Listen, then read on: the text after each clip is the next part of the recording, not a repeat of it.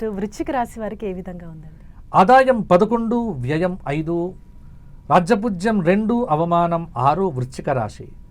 ఈ సంవత్సరం వృశ్చిక రాశి వారికి కూడా మిశ్రమ కాలము అని చెప్పవచ్చు.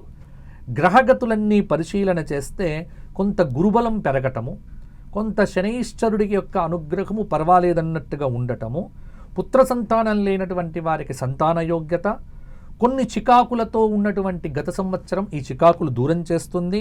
రాజకీయ నాయకులకు ఉన్నత పదవులు వస్తాయి. శత్రువుల ద్వారా కొంత ఇబ్బందులు కలిగినప్పటికీ కూడా తర్వాత బయటపడతారు.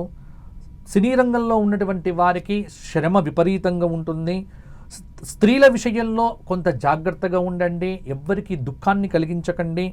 అలాగే శ్రమ కారణంగా ఆరోగ్య విషయంలో కొంత ఇబ్బందులు ఎదుర్కోవచ్చు.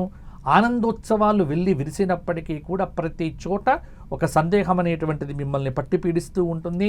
నూతన అవకాశాల కోసం గట్టి ప్రయత్నం చేయండి. విద్యార్థులు బాగా కష్టపడండి. నిరుద్యోగులైనటువంటి వారు శ్రమపడండి. కొత్తగా వ్యాపారాలు మొదలుపెట్టినటువంటి వారు జాగ్రత్తగా కనుక చేసుకుంటే ఈ సంవత్సరం లాభాల బాట పట్టవచ్చు. కాలభైరవాష్టకము, శివ సహస్రనామ స్తోత్ర పారాయణము ప్రతిరోజు చేయటము, ప్రతి నిత్యము కూడా సూర్యుడికి అర్ఘ్యప్రదానం చేయటము, సూర్య నమస్కారాలు చేయటం వల్ల ఆరోగ్యం బాగుంటుంది. సంవత్సరం మొత్తంలో ఏదైనా ఒక జ్యోతిర్లింగ క్షేత్రము, శక్తిపీఠాన్ని దర్శించుకోండి. వృశ్చిక రాశి వారికి ఇంకా మంచి ఫలితాలు కలుగుతాయి.